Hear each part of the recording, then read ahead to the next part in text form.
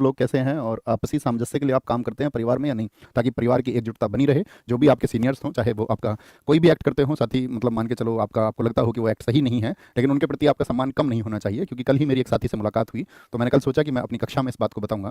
तो उन्होंने बताया, मैं बिगर नाम लिए हुए बताऊंगा इस बात को, है ना। तो उन्होंने मुझे बताया, सहारनपुर की बात है, सहारनपुर नहीं सॉरी मुजफ्फरनगर से वो भाई आए, उनके साथ में उनकी बहन आई और उनकी माता जी आई। तो उन्होंने बताया कि जो उनके पिताजी हैं वो कभी कभार जो है आपका ड्रिंक कर लेते हैं, है ना। मतलब उन्होंने कहा कि हमारे पिताजी जी खेत में मेहनत करते हैं 25 26 27 28 दिन महीने में, तो एक दो बार ऐसा कर लेते हैं कभी कभार। तो उनके जो भाई हैं एक पुलिस में है, ठीक है, तो उनके जो भाई पुलिस में है वो उस बात के लिए उनके पिताजी के साथ मारपीट करते हैं। तो उनका जो छोटा भाई है जो मेरे पास में आया, तो वो उस बीच बचाव में चला जाता है कि पिताजी के साथ ऐसी घटना मत करो। तो उसके भाई जो है फिर उसको भी पिटाई करते हैं बहुत ज़्यादा। तो उसने कल अपने शरीर पर दिखाया, बहुत सारे निशान बने हुए थे। और उनके भाई ने पुलिस में होने के नाते ये भी किया कि पुलिस को ही बुलवा लिया कि मेरा छोटा भाई मुझे परेशान करता है।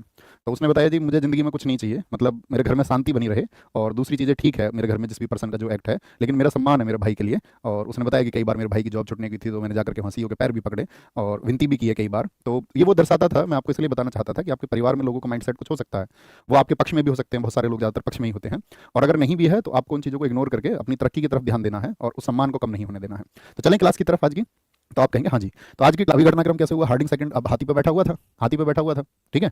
और जो हाथी को चला रहा था आपका, जिसको बोलते हैं ना हाथी को, मतलब क्या बोलते हैं उसको, आप बताओ मुझे, बम्बर राइडर बोलते हैं इंग्लिश में, तो हिंदी में क्या बोलते हैं, हिंदी में अरे हाथी, जो मैं भूल गया उस शब्द को, आप बताइए, आप बता पाओगे मुझे शायद, बोलो भी फटाफट से। महावत, महावत एकदम से ठीक है, केजी ने बताया महावत, ठीक है। तो महावत था इसमें, है ना। तो वो बैठा हुआ था और ये भीड़ में जाके खड़े हो गए। अब तो हिंदुस्तान की औरतें तो देखती थी, अरे वाह क्या मतलब सेरेमनी हो रही है, कैसे एक बढ़िया जलवा हो रहा है। हम लोग बारात देखने के लिए चले जाते हैं, देखा ना तुमने, मोहल्ले में बारात चढ़ने लग जाए तो मजा आएगा, सब कैसे नाच रहे हैं, दूल्हा कैसा है। तो ये भी हाथी पे अपनी घरवाली के पास में बैठा हुआ था। उसी गली में जाकर के उसी भीड़ में खड़े हो गए, साड़ी पहन के बसंत कुमार, साड़ी पहन के, ठीक है। अब उसकी घरवाली ने, हार्डिंग सेकंड की घरवाली ने पहना हुआ था हार।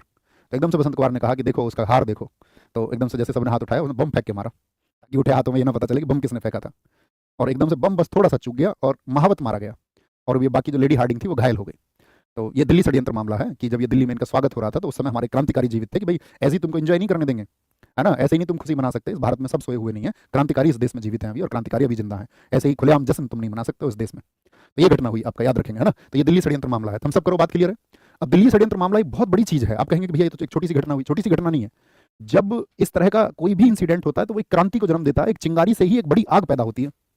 तो ऐसी आग पैदा हुई और वो आग ही बनी होम, आपका वही आग बनी आपका गदर पार्टी। गदर पार्टी कैसे जी, थोड़ा और विस्तार से समझते हैं।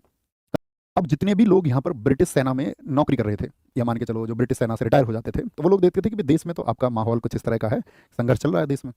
तो वो देखते थे कि यार सबसे बढ़िया जगह कौन सी है, तो कैम्बोर जगह होती थी आपका कनाडा में। तो वहाँ पर भारतीय बहुत शिफ्ट होते थे, वहाँ की जलवायु की वजह से, वहाँ की आरामदायक जिंदगी की वजह से। आज भी आप देखते होंगे पंजाब से बहुत ज़्यादा लोग कनाडा में जाते हैं। इवन कनाडा में तो इंग्लिश के बाद में पंजाबी लैंग्वेज भी कई जगह लिखी मिलती है। तो कनाडा जाके बसते थे, जैसे कि बहुत अच्छे किसान थे हमारे यहाँ के, कनाडा बस गए। आपका जो लोग आपका पुलिस सर्विसेज में, सेना में थे, कनाडा बस गए जाकर के। तो कनाडा जब वो लोग पहुंचे, शुरुआती दिनों की बात हम आपको बता रहे हैं, लगभग अगर मैं बात करूँ 1908 1909 की, ठीक है। तो वहाँ पर उनके साथ में रेशियल डिस्क्रिमिनेशन होता था, यानी कि उनके रंग को लेकर के भेदभाव होता था, और उनके भारतीय होने को लेकर के भेदभाव होता था। या भारत में के जो लोग वहाँ जाते थे कनाडा, उनको ये लगता था कि यार हम एक गुलाम देश से आए हैं, इसलिए हमारे साथ में ये भेदभाव होता है। तो कहने का मतलब है उनके साथ में एक रेशियल डिस्क्रिमिनेशन वहाँ पर था, एक जातीय भेदभाव होता था, ठीक है। तो भेदभाव था इनके कनाडा में, क्या बोलोगे, कनाडा में जितने भी भारतीय जाते थे उनके साथ में क्या होता था, भेदभाव होता था। एक कॉमन वर्ड है, इसको याद रख लेना। तो यहाँ पर दो भारतीय थे जिन्होंने इस बात को उठाया, एक तो तारकनाथ दास, तारकनाथ दास कनाडा में, कनाडा की बात कर रहे हैं, और दूसरे व्यक्ति थे इस समय पर आपका जीडी कुमार। कौन थे, जीडी कुमार। और इन दो लोगों ने उन भारतीयों के लिए पत्र लिखने शुरू किए। तारकनाथ ने पत्र लिखा था स्वदेश सेवक, स्वदेश सेवक, और जीडी कुमार ने जो पत्र लिखा था उसका नाम था फ्री हिंदुस्तान। तो ये समझ गए थे कि यार हमारी बाहर कहीं वैल्यू है नहीं, है ना, हमारी कहीं भी बाहर कोई आपका वैल्यू नहीं है। तो हमारा देश जो है आज़ाद होना ही चाहिए, वो फ्री होना ही चाहिए, ठीक है, इंडिपेंडेंस हमको मिलनी चाहिए।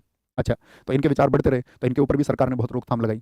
और कनाडा ही जाकर के आपका जो आपका एक व्यक्ति घूम के आया, आपका लाला हरदयाल, उन्होंने भी वहाँ की सिचुएशंस देखी। तो उन्होंने यूएसए में, यूनाइटेड स्टेट्स ऑफ अमेरिका में एक जगह होती थी सिएटल, तो उस सिएटल में उन्होंने सभाएं करनी शुरू की 1911 में, क्योंकि पढ़े लिखे व्यक्ति थे लाला हरदयाल। स्टैनफोर्ड यूनिवर्सिटी जो थी वहाँ पर वो आपका लेक्चरर थे स्टैनफोर्ड यूनिवर्सिटी में। तो स्टैनफोर्ड यूनिवर्सिटी में उनके मन में ये बात आई कि यार हमको तो जो है क्रांति करनी चाहिए, और ये विचार उनके दिमाग में आया घूमने फिरने के बाद में 1911 में। तो सिएटल में उन्होंने सभाएं करनी शुरू की। कहाँ पर बताएं, फटाफट से बताएंगे सर। कामागाटा मारू कांड कनाडा में ही हुआ था, बहुत बढ़िया खुशी ठाकुर जी, बहुत कमाल बात है।